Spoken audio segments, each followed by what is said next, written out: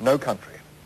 They are the Kurds, and what was their ancient land, Kurdistan, is now partly in Turkey, partly Iraq, partly Iran, with bits and pieces in Syria and Soviet Armenia.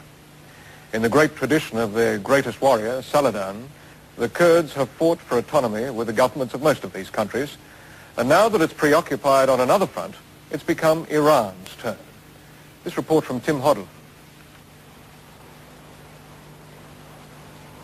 The mountains of Kurdistan are now called Free Iran by thousands of Ayatollah Khomeini's opponents. This vast area of the Islamic Republic contains 6 million Kurds, and they look to the mountains and the Peshmerga for deliverance from the stern fanaticism of government in Tehran. The Peshmerga, Kurdish freedom fighters, pinned down 250,000 Iranian troops in a war that began before Iran and Iraq declared hostilities. Peshmerga means those prepared to face death, and the 15,000 full-time and paid army of the Kurdish Democratic Party do face death for autonomy and a belief in Western democratic principles. They're a small but highly effective guerrilla army who are led by university professors, lecturers and intellectuals.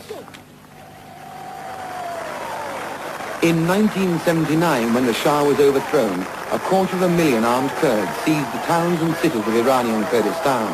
They refused to take part in what they saw as rigged elections by the new Islamic government of Khomeini's mullahs and negotiated for limited autonomy and democracy.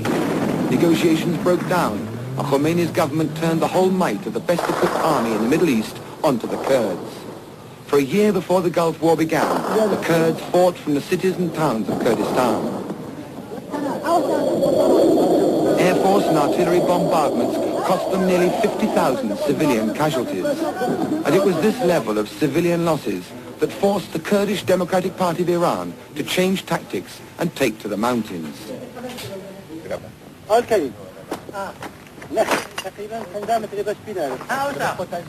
When they left the towns, the Kurds had to destroy all their heavy guns, and now they rely on the expert use of light weapons. In the mountains, the Iranian army and the guerrillas fight on equal terms, for tanks and artillery are ineffective in this sort of country, and even a small group of guerrillas can easily harass a larger but less mobile. In the mountains, the Iranian army and the guerrillas fight on equal terms, for tanks and artillery are ineffective in this sort of country, and even a small group of guerrillas can easily harass a larger but less mobile government force.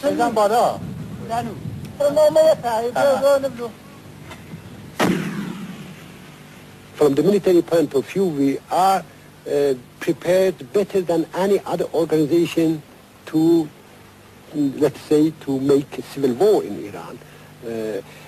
But we prefer some pluralism and democracy in Iran, and we think, we are sure about it, that more than 80-85% of the Iranian of the population in Iranian Kurdistan will support us. Batches of recruits from inside Iran come to this border camp for training after being vetted by local Democratic Party committees. Raw country boys are taken in batches of 200 and turned into soldiers.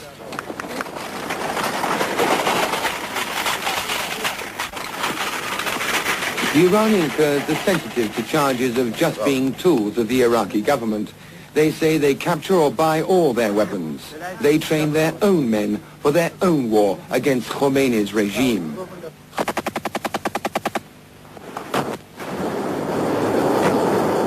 "20 miles inside Iranian Kurdistan, the Peshmerga, Kurdish guerrillas, are waging a war they say has cost Khomeini's regime nearly 40,000 lives.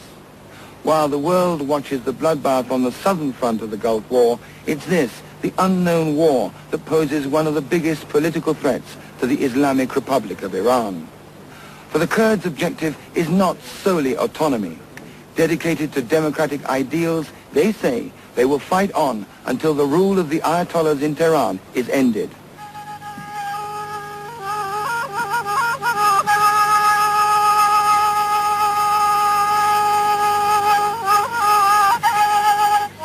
The Kurds are used to waiting.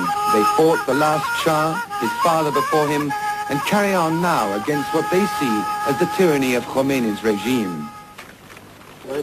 The official government radio in Tehran never announces its losses in Kurdistan, and so documents are always collected from the bodies so that the names of the dead can be broadcast to Iran from the Kurds' own radio station in the hills. For security reasons, the programs are not broadcast live, they're recorded onto cassettes in the camp. The tape is then carried by mule to the radio transmitter up in the hills.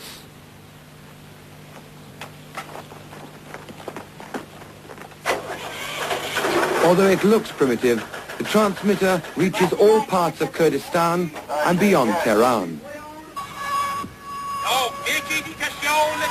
The radio links resistance committees and guerrillas 3 times a day throughout the battle areas and deep into Iran.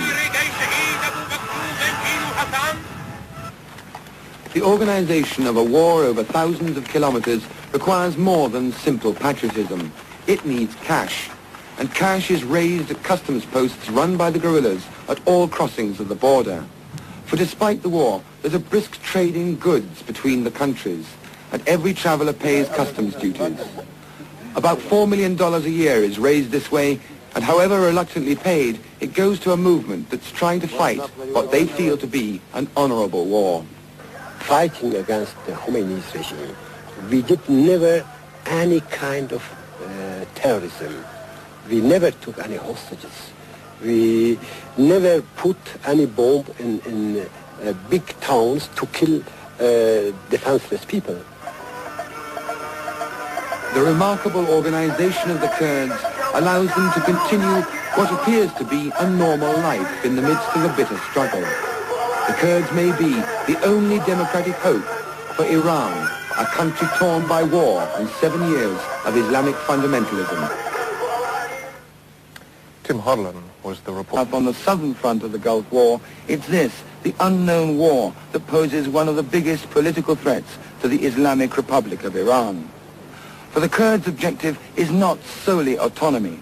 Dedicated to democratic ideals, they say they will fight on until the rule of the Ayatollahs in Tehran is ended.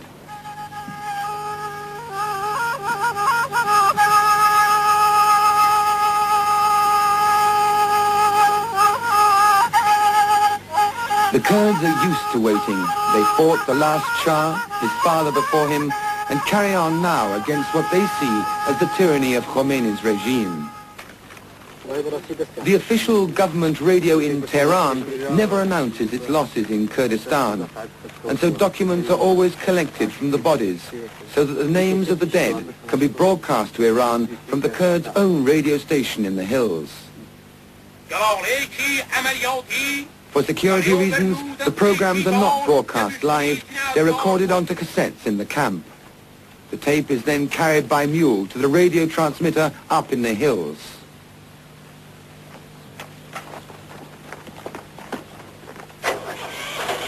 Although it looks primitive, the transmitter reaches all parts of Kurdistan and beyond Tehran.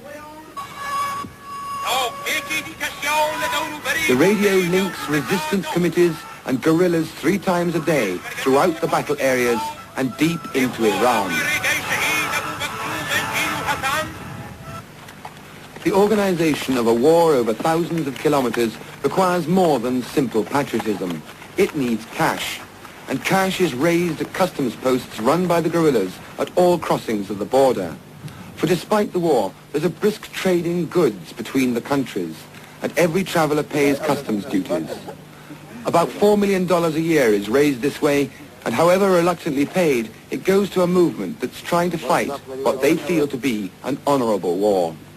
Fighting against the Khomeini's regime, we did never any kind of terrorism. We never took any hostages. We never put any bomb in big towns to kill defenseless people. The remarkable organization of the Kurds allows them to continue what appears to be a normal life in the midst of a bitter struggle. The Kurds may be the only democratic hope for Iran, a country torn by war and 7 years of Islamic fundamentalism. Tim Hodlin was the reporter there. To their demands for autonomy in Kurdistan. They too were mistaken. خمینی به 3 دلیل با ما مخالفت میکرد. یکی این که ما خواستار دموکراسی بودیم و او همون موقع اعلان کرد که دموکراسی چیزیست که از غرب وارد شده و قابل قبول نیست. ما خود مختاری میخواستیم که او اصلا در فلسفه به اصطلاح اسلامی او ملیت وجود نداشت تا اعتراف بکنه به این که حق خود مختاری داشته باشه. بعد ما مذهبمون هم سنی بود و در ضمن اسلحه هم به دست گرفته بودیم و حاضر نبودیم زیر بار مثلا زور دولت مرکزی بریم.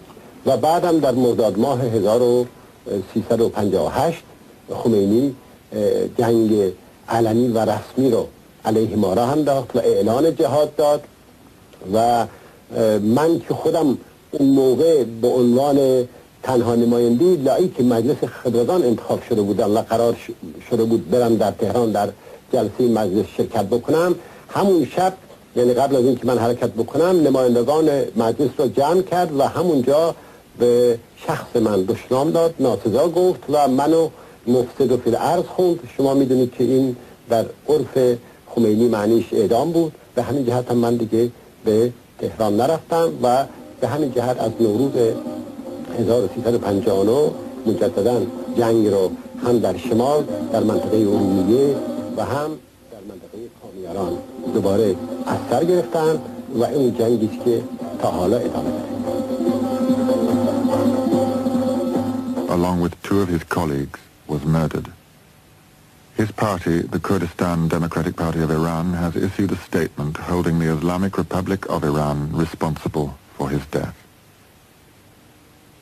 ما در ایران در بخش‌های دیگر ایران دنبال همپیمان هستیم که هممون در یک ائتلاف بسیار وسیع دموکراتیک در یک جبهه که همه دموکرات ها و جمهوری خواهان رو بتونه جمع‌آوری بکنه با هم متحداً مبارزه بکنیم و این بار بعد از سقوط جمهوری اسلامی کاری بکنیم که کسی دیکتاتوری بدتر یا بهتر از جمهوری اسلامی بر سر کار نیاد، بلکه یک رژیم دموکراتیک که خواسته های مردم ایران رو پیاده بکنه بعد از 2 دیکتاتوری طولانی شاهنشاهی و اسلامی بر سر کار بیاد.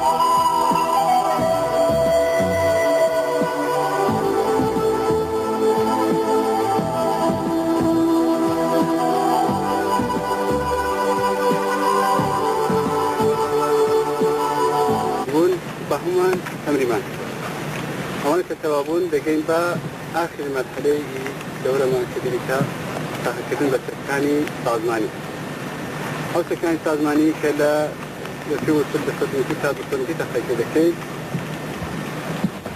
نمرێ هەیە ئەوەی تاسا نمرێ هێبێ بەلاسە بچێ حرەکەتەکان ما حرەکەتی ئاگر و حرەکەت نمرێ هەیە ئەوان پێ نکردن بۆ خۆمان دەزانین لە دەریای تەمرینەکەدا بۆمان دەردەکرێت کەچها حرەکەتی ئاگر و حرەکەتی باشە دیدەبانی باشە پێشڕۆی باشە شێوەی تەقیکردنەکەی باشە ئەوانە بەدی خۆی بەڵام لێرە ئێستاوە هەر کەسە مەسئولیت پەنجی خۆیەتی چۆن تێنەندازیکە بۆ شکل نمرێ دەبات